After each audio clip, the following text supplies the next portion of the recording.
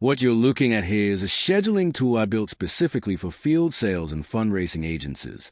Up in the top left, you've got two tabs, Venues and Staff. Clicking between them switches a list on the left-hand side so you can see all your venues in one view or all your people in another. Simple but useful when you're managing a large team. On the map, you can see two types of pins. The red squares are venues, locations where we need someone on the ground. The blue circles are your available staff. Everything in red is currently unassigned.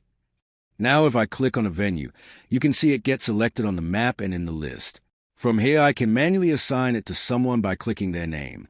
That works fine for small teams, but when you've got this many people and this many venues, doing it one by one would take forever. That's where the auto-assign button comes in, top right of the screen. One click, and the system works out the closest available person for every venue simultaneously. It's using straight-line distance to make the best possible matches across the whole map at once. Once it's run, you can filter by assigned or unassigned to see who's been matched and who's left. I'll click unassigned now, and you can see we've still got some red venues on the map.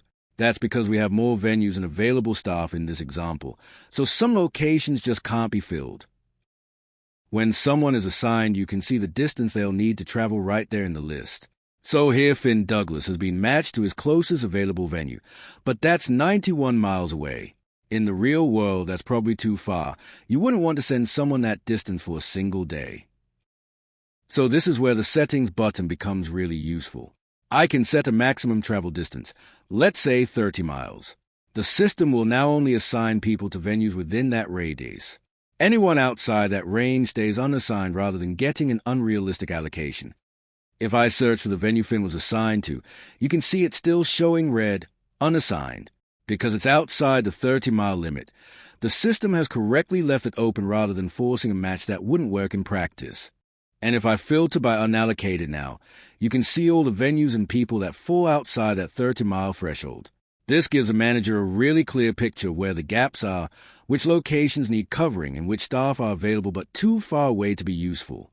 Finally, when you're happy with the assignments, hitting the export button downloads a rota straight to Excel. Opening it up, you've got every venue listed with its city and postcode, the assigned fundraiser's name and postcode, and the estimated travel distance. Venues that couldn't be assigned are there too, so nothing gets missed. The sheet is named after the week automatically, so if you're running multiple weeks, they stay organized. It's ready to send straight to your team.